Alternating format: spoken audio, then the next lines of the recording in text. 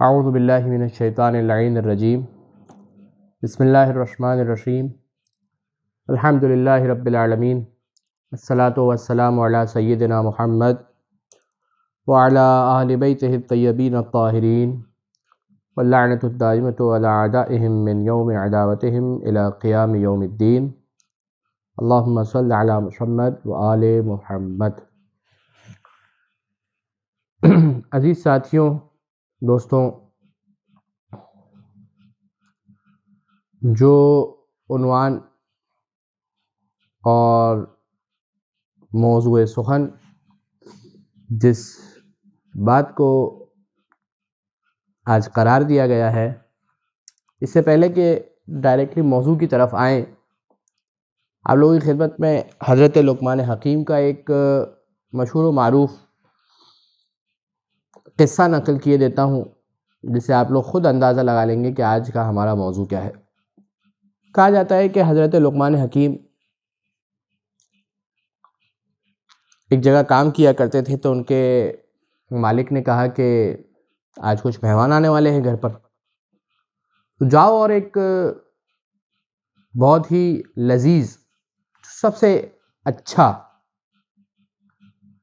کوئی حیوان کا حصہ ہے، سب سے لذیذ ترین جو حصہ ہو وہ پکا کر لے کر آؤ۔ اچھے ہمارے بہت معزز مہمان آنے والے ہیں، جب ظاہر سی بات ہے جب مہمان جتنے معزز ہوتے ہیں تو انسان اس کا اہتمام بھی اتنا ہی زیادہ اچھا کیا کرتا ہے۔ تو کہا کہ حیوان کے جسم کا جو سب سے زیادہ اچھا حصہ ہوتا ہے، سب سے زیادہ لذیذ پکا جاتا ہے جو، وہ بنا کر لے کے آیا جائے۔ حضرت لقمان حکیم گئے اور زبان بنا کر پکا کر لے کر آ گئے۔ مہمان چلے گئے۔ ایک مرتبہ یہ ہوا کہ کوئی ویسے ہی بس کچھ لوگ آنے والے تھے جن سے اس کے آقا مولا بہت زیادہ محبت بھی نہیں کیا کرتے تھے۔ کہا کہ بھائی اس بار جو ہے وہ آپ حیوان کے اس حصے کا گوشت، اس حصے کو پکا کر لے کر آ جائیں کہ جو سب سے زیادہ برا حصہ ہو، جو سب سے زیادہ حیوان کے جسم کا برا حصہ ہے اس کو پکا کر لے کر آیا جائے۔ اچھا، اب لقمان حکیم گئے اور اب کی بار بنا کر لے کر آ گئے۔ جب بنا کر لے کر آ گئے، لوگوں نے کھایا، چلے گئے، تو اس کے بعد اس کے مولا نے کہا کہ میں نے پہلی بار جب تم سے کہا تھا کہ سب سے زیادہ لذیذ ترین حصہ حیوان کے جسم کا جو ہے وہ بنا کر لے کر آؤ، تو تم زبان بنا کر لے کر آ گئے تھے۔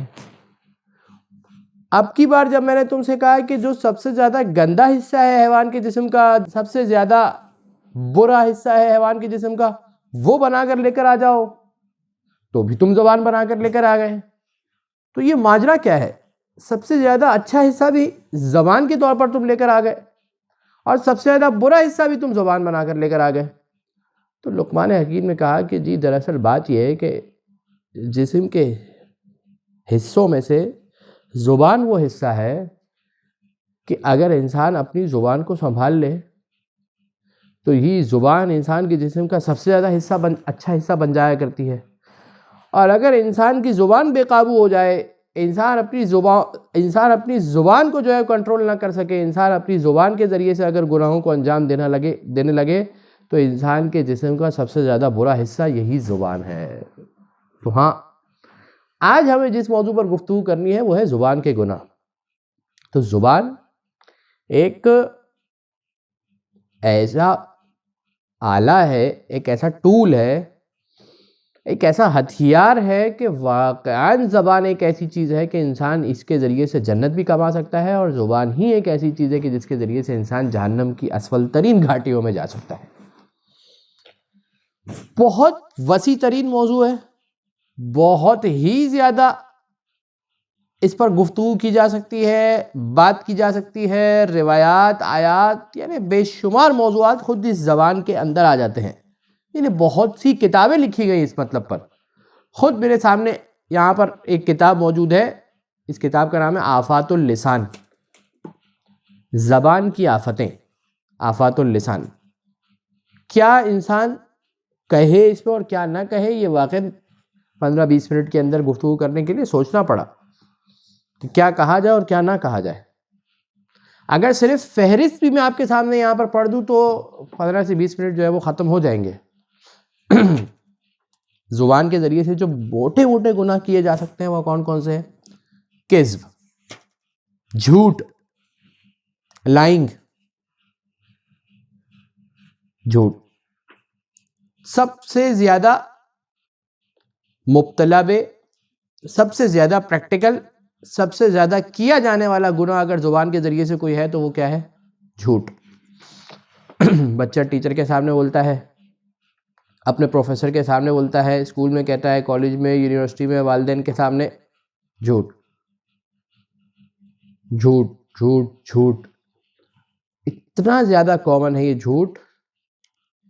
کبھی مذاق میں یہ جھوٹ ہو رہا ہوتا ہے، کبھی سیریس میں یہ جھوٹ ہو رہا ہوتا ہے، کبھی قاضی کے سامنے یہ جھوٹ ہو رہا ہوتا ہے، جس کو ہم کہتے ہیں شہادت الزور، یعنی یہ تو اور بھی خطرناک ہے۔ جھوٹ کے اندر بہت ساری، خود جھوٹ کی بہت سارے اقسام ہیں۔ ایک مرتبہ انسان کسی قاضی کے سامنے، کسی جسٹس کے سامنے، کسی جج کے سامنے، کسی چیف جسٹس کے سامنے، کسی کورٹ کے اندر جا کر جھوٹی گواہی دیتا ہے، اور بیچارہ جو مظلوم ہوتا ہے وہ کیا ہوتا ہے؟ اس کے خلاف فیصلہ سنایا جاتا ہے۔ یہ انتہائی زیادہ مذمت اس بات کی گئی ہے، اور مختلف مقامات پر جھوٹ کہا جاتا ہے۔ کیا کیا دنیاوی اخروی نقصانات ہیں جھوٹ کے، یہ ایک الگ مقام، ایک الگ بات، ایک الگ موضوع ہے پورا یہ۔ جھوٹ، ذو اللسانین ہونا، یعنی کیا مطلب ذو اللسانین ہونا؟ یعنی انسان کے دل میں کچھ ہے، انسان زبان پہ کچھ اور لا رہا ہے، یہ بھی بات ہے۔ ایک مرتبہ یہ کہ انسان ایک مرتبہ ایک بات بولتا ہے اور دوسری مرتبہ دوسری بات بولتا ہے، یہ ہے ذو اللسانین۔ ذو اللسانین کیا ہے؟ ذو اللسانین یہ کہ ایک مرتبہ انسان نے ایک بات کہی، ایک بیان دیا، ایک قول دیا، ایک بات کی، اگلی دفعہ بالکل اس کے اپوزٹ بات کر رہا ہے، یہ ذو اللسانین کہلاتا ہے۔ جھوٹ کے اندر کیا ہے کہ آپ نے ایک دفعہ، ایسا نہیں ہے کہ آپ نے ایک دفعہ سچ کہا ہے اور پھر اسی بات کو آپ نے اگر ریپیٹ کر کے چینج کر دیا، نہیں، جھوٹ کے اندر آپ بیان ہی غلط دے رہے، فرسٹ ٹائم ہی آپ بیان غلط دے رہے، اسے جھوٹ کہتے ہیں۔ ذو اللسانین کہتے ہیں کہ آپ سچ کہیں پہلے اور پھر اس کے بعد اپنی بات کو چینج کریں۔ کسی کے سامنے آپ نے کوئی اور بات کی، وہ آگے، بھائی آپ نے میرے بارے میں یہ بات کی تھی، نہیں، میں نے تو آپ کے بارے میں ایسا کچھ کہا ہی نہیں تھا، یہ ہے ذو اللسانین، جبکہ آپ اس کے بارے میں ایک بات کہہ چکے تھے۔ یہاں پر آپ نے پہلے غیبت کی ہے اور پھر اس کے بعد آپ نے جھوٹ بھی بولا ہے۔ انسان جو ہے وہ مبتلا ہوتا رہتا ہے، ایک کے بعد ایک، ایک کے بعد ایک کے بعد ایک، ایک کے بعد ایک۔ وہ مشہور و معروف قصہ حضرت محمد مصطفیٰ صلی اللہ علیہ وآلہ وسلم کا آپ لوگوں کو یاد ہوگا کہ ایک شخص آیا، بہت گناہ کے اندر مبتلا تھا، بہت زیادہ گناہ کے اندر مبتلا تھا۔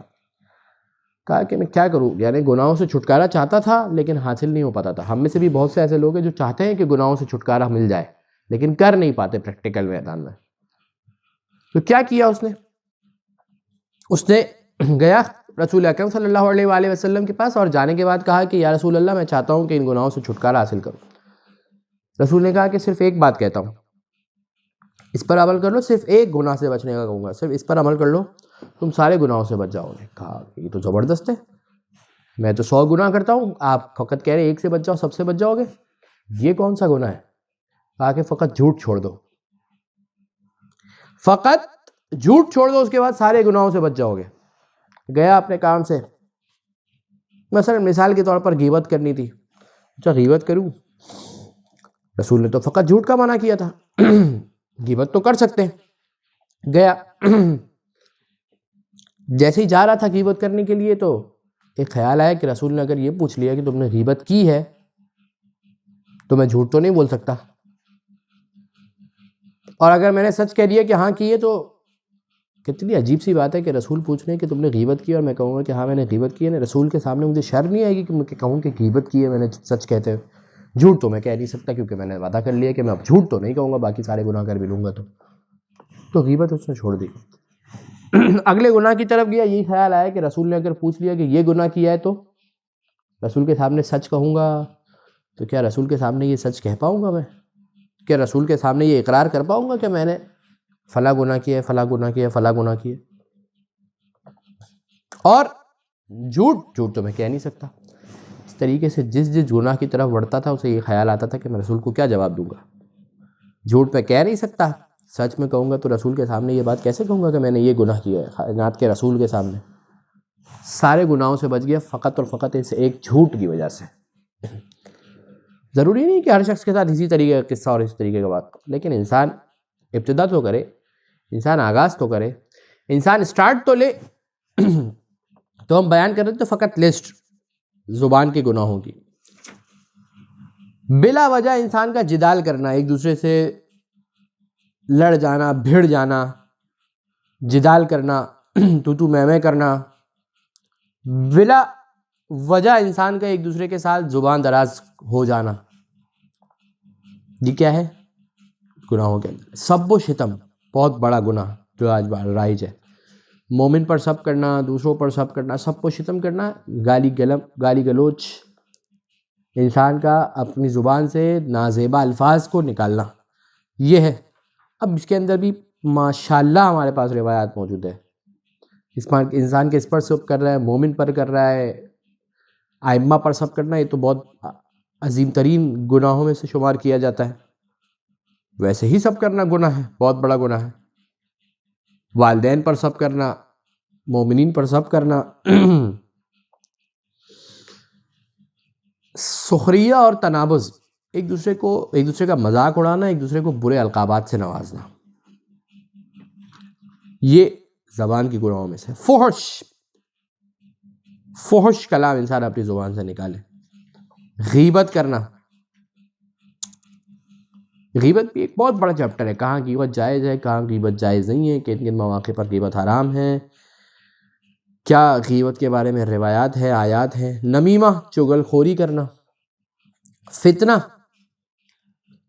لڑائی جھگڑا کروانے کے لیے انسان اپنی زبان استعمال کرے. دو افراد کے درمیان لڑوانا تھا، دیکھا تو نے فلانے نے تو یوں کر دیا. اب کیا کیا آپ؟ دو مومن کے لیے آپس میں کیا کر رہے ہیں؟ یہاں پر اناد ایجاد کر رہے، دشمنی ایجاد کر رہے، ان کے درمیان لڑائی ایجاد کر رہے. جبکہ شریعت کیا کہتی ہے؟ شریعت کہتی ہے کہ آپس میں مومنین کے درمیان صلح کروائیے. مومنین کے درمیان میں آپس میں انسان محبت اور اتفاق ایجاد کرے. یہاں تک کہ جھوٹ جو اتنا بڑا عظیم گناہ ہے، وہاں پر بھی استثناء ہے. کیا؟ اصلاح ذات البین، دو لوگوں کے درمیان آپس میں اصلاح کروانی ہے، جھوٹ بولنا یہاں پر جائز ہو جاتا ہے. دیکھیں اتنا بڑا گناہ تھا، لیکن پروردگار نے کہا کہ اگر دو مومن کے درمیان اصلاح کروانے کے لیے یہ جھوٹ کہا جائے، ارے یار وہ تو تمہاری بہت تعریف کر رہا تھا، جھگڑا ہو گیا، آپ نے کیا کیا؟ اصلاح کرنے کے لیے کیا کام کیا؟ جھوٹ کہا ہے. دو مومن کے درمیان اصلاح کرنے کے لیے جھوٹ کہا ہے، اس مقام پر جھوٹ کہنا جائز ہو جاتا ہے. جھوٹ کے لیے استثناءات ہے، اس میں سے ایک ہی استثناء ہے، ایک ایگزیمپشن ہے. یہ اندازہ کریے کہ گناہ بھی گناہ نہیں رہا اصلاح کرنے کے لیے. تو اگر کوئی شخص اصلاح نہیں بلکہ جو ہے وہ دو لوگوں میں آپس میں دشمنی ایجاد کروا رہا ہے، دو لوگوں میں آپس میں عناد اور دوری ایجاد کروا رہا ہے اپنی زبان کو استعمال کرتے ہوئے، تو کیا کہا جائے گا یہاں پر؟ یہ بدترین گناہ ہے. لہو اور لغو، بیکار چیزوں کے اندر اذیت مومن، کسی مومن پر بہتان باندھنا. غنا، اپنی زبان سے انسان غنا کرے. اب یہ غنا ضروری نہیں ہے کہ انسان جو ہے وہ کنسرٹ کے اندر جا کر کرے، نہیں.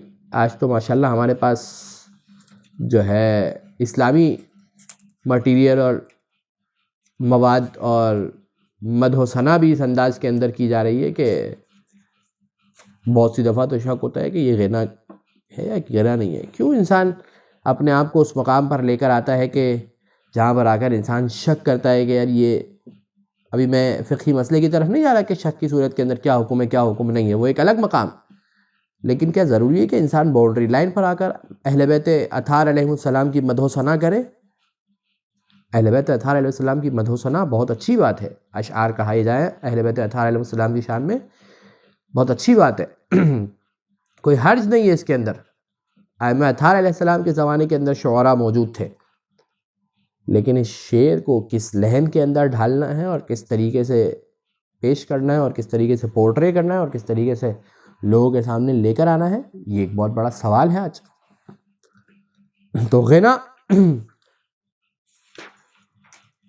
مومن کو اذیت دینا، تہمت، بہتان اور الا ماشاءاللہ زبان کے گناہ بیان کیے گئے. تو زبان ایک بہت ہی خطرناک آلہ ہے، جیسا کہ حضرت لقمان حکیم نے بیان بھی کیا اس اپنے ایک فعل کے ذریعے سے، ایک ایکٹ کے ذریعے سے۔ اب کوشش کرتے ہیں کہ تھوڑی تھوڑی اگر جو ہے وہ ان بعض گناہوں کے اعتبار سے ہم کچھ بات کر سکیں۔ غیبت کے حوالے سے فقط ایک آیت آپ کے سامنے، وَلَا يَغْتَبْ بَعْضُكُمْ بَعْضًا أَيُحِبُّ أَحَدُكُمْ أَن يَأْكُلَ لَحْمَ أَخِيهِ مَيْتًا فَكَرِهْتُمُوهُ، یہ قرآن کی آیت ہے۔ کیا تم میں سے بعض کی غیبت نہ کرے؟ کیا تم میں سے کوئی یہ پسند کرتا ہے کہ وہ اپنے مردہ بھائی کا گوشت کھائے؟ قرآن نے غیبت کرنے کو ایسا قرار دیا ہے کہ جیسے آپ اپنے بھائی کا جو کہ مر چکے ہیں گوشت کھا رہے ہیں۔ تصور کر سکتا ہے کوئی انسان اپنے مردہ بھائی کے گوشت کھانے کو؟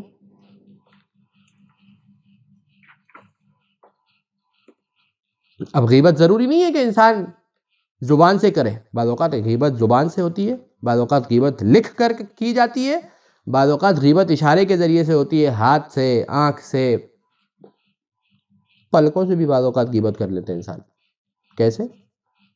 اشارے کر کے، آنکھ نکال کے، اس طریقے سے کر کے، یہ ساری انواع، یہ ساری اقسام غیبت کی اقسام ہیں۔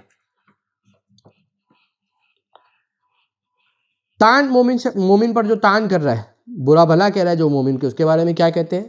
رسول اکرم صلی اللہ علیہ وآلہ وسلم کی روایت ہے کہ من طعن فی مؤمن بشطر کلمۃ حرم اللہ علیہ ریح الجنہ، جو شخص کسی مومن پر طعن کرتا ہے کسی ایک چھوٹے سے لفظ کے ذریعے سے بھی، پروردگار عالم اس پر جنت کی خوشبو بھی حرام کر دیتا ہے۔ جنت کی خوشبو بہت سے لوگوں پہ حرام کی گئی ہے، جو والدین سے برا سلوک کرتے ہیں ان سے بھی جنت کی خوشبو نہیں سونگھ سکتا ہوں۔ پھر رسول نے فرمایا وَإِنَّ رِيحَهَا لَيُوجَدْ مِن مَيْسَرَةِ 500 عام، 500 سال کی مسافت، 500 سال کی مسافت سے جنت کی خوشبو سونگھی جائے گی، یعنی جنت کی خوشبو بھی نہیں سونگھا جائے گی، یعنی کیا مطلب؟ وہ جنت سے 500 سال کی مسافت کے جتنا دور ہوگا، اس سے بھی زیادہ دور ہوگا۔ کون؟ جو کسی مومن پر طعن کرتا ہے۔ تو یہ بہت خطرناک گناہوں کے اندر شمار کیا جاتا ہے مومن پر طعن کرنا۔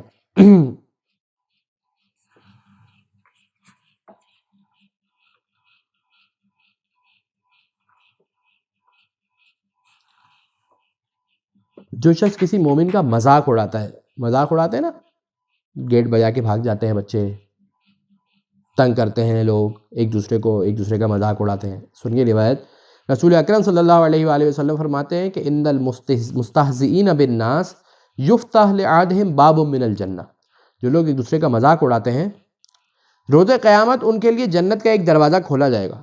پریشان ہو گئے آپ، لوگوں کا مذاق اڑاتے، جنت کا دروازہ کھولا جائے گا؟ فیقال، ان سے کیا کہا جائے گا؟ ہلم ہلم، آئیے آئیے۔ فیجیء بکربہ وغمہ، اپنے کرب اور غم، اپنی غمزدہ حالت کے اندر وہ آئیں گے جنت کی طرف۔ فاذا اتاہ، جب آئیں گے جنت کی طرف، جیسے ہی آئیں گے دروازہ بند کر دیا جائے گا، اغلق دونہ، ثم یفتح لہ باب آخر، اس کے بعد ان کے لیے دوسرا دروازہ کھولا جائے گا۔ فیقال ہلم ہلم، آئیے آئیے، جب وہ آئیں گے اپنے کرب اور غم کے ساتھ، فاذا اتاہ اغلق، جب وہ آئیں گے تو دروازہ بند کر دیا جائے گا۔ یعنی جو لوگ دنیا میں لوگوں کو تنگ کیا کرتے تھے، پروردگار عالم روز قیامت کیا عذاب دے گا؟ جنت کا دروازہ دکھایا جائے گا، بلایا جائے گا، جب وہ آئیں گے تو بند کر دیا جائے گا۔ فما زالوا کذالک، اسی طریقے سے ہوتا رہے گا، حتی ان الرجل یفتح له الباب، یہاں تک کہ جو شخص ہوگا، جو غیبت کرنے والا ہوں گے، مستہزئین ہوں گے، ان کے لیے دروازہ کھولا جائے گا، ہلما، ان سے کہا جائے گا ہلما ہلما، پھر وہ آئیں گے ہی نہیں۔ یعنی اتنی مرتبہ ان کے ساتھ یہ کام کیا جائے گا کہ ہلما ہلما، آئیے جنت میں آئیے، جب آئیں گے تو دروازہ بند کر دیا جائے گا۔ آخر میں یہ مہلت آئے گی کہ ان سے بلایا بھی جائے گا لیکن وہ نہیں آئیں گے، کیونکہ ان کو پتہ ہے کہ بلائیں گے اور پھر اس کے بعد کیا ہوگا؟ دروازہ بند کیا جائے گا۔ جو لوگ دوسرے مومنین کو اذیت دیتے ہیں، اور بہت ساری دوسری روایات ہیں، لیکن اب دامن وقت کے اندر گنجائش نہیں ہے۔ فقط آخری بات وہ کیا، سولوشن کیا ہے ان ساری چیزوں کا؟ ہم سب کرنا چاہتے ہیں بہت ساری چیزیں، سولوشن کیا ہے؟ سب سے پہلا سولوشن ہے اختیار السکوت، انسان خاموشی اختیار کر لے، اگرچہ کہ بولنے کے اندر زیادہ بھلائی ہے خاموشی سے، اگر انسان وہاں بولیں جہاں بولنا ہے تو، کیونکہ ہمیشہ ثواب بولنے پر دیا گیا ہے، لیکن مسئلہ یہ ہے کہ انسان عام طور پر جب بولتا ہے تو غلط بولتا ہے، اس لیے سولوشن کیا ہے کہ انسان خاموشی اختیار کرے۔ انسان خاموشی اختیار کرے. غیبت کا موقع ہے خاموشی، غصے کا موقع ہے خاموشی. جو مواقع ہیں گناہ کے، سولوشن کیا ہے؟ خاموشی. پہلا سولوشن خاموشی. دوسرا سولوشن انسان بہت زیادہ دقیق ڈیپتھ کے اندر جا کر سوچے. کس چیز کی طرف سوچے؟ اس کے ریزلٹس کیا نکل کر آئیں گے. یہ جو میں غیبت کر رہا ہوں اس کا ریزلٹ کیا نکلے گا، یہ جو میں غصہ کروں گا اس کا ریزلٹ کیا نکلے گا، یہ جو میں جھوٹ بولوں گا اس کا ریزلٹ کیا ہوگا، میکسیمم ریزلٹ کیا ہو سکتا ہے، اس کا میکسیمم ایفیکٹ کیا ہو سکتا ہے اس چیز کا. انسان سوچے ان کے عواقب کو، انسان سوچے لانگ ٹرم، سوچے کیا ہوگا میکسیمم نتیجہ کیا نکلے گا معاشرے کا، مجھ شخص پر، سامنے والے شخص پر، میری فیملی پر، میرے خاندان پر، میرے معاشرے پر، میرے علاقے پر، میرے اطراف والوں پر، میرے اس فعل کا کیا نتیجہ نکل کر آئے گا. تیسری چیز، انسان ان افراد سے کہ جو اس طریقے کی سوچ رکھتے ہیں، جو اس طریقے کے ماحول کو پسند کرتے ہیں، جو اس طریقے کے گناہوں کو پسند کرتے ہیں، جو اس طریقے کے گناہوں میں ملوث ہیں، ان کا سابقہ لاحقہ اس طریقے کے گناہوں کے ساتھ ہے، انسان ان لوگوں سے دوری اختیار کرے. یہ ساری کی ساری چیزیں ہوگی کب؟ یہ ساری کی ساری چیزوں کے ساتھ جو سب سے زیادہ امپورٹنٹ ہے وہ کیا ہے کہ انسان اپنے نفس کے اندر ارادہ کرے، عزم کرے. یعنی سب سے اہم ترین چیز ہے کہ انسان چاہ تو رہا ہو. یہ ساری باتیں، یہ تینوں باتیں اس وقت ہے کہ جب انسان چاہ رہا ہو کہ یہ کام کرے. جب انسان چاہ رہا ہے کہ یہ کام کرے اور پھر سب چیزوں کے کنارہ کش ہوتا ہے، سائڈ پر ہوتا ہے، تو پھر اس کے بعد یقیناً نتائج کچھ اچھے نکل کر آتے ہیں. وآخر دعوانا الحمدللہ رب العالمین وصلی اللہ علی محمد وآلہ الطاہرین. اللہم صلی علی محمد وآل محمد.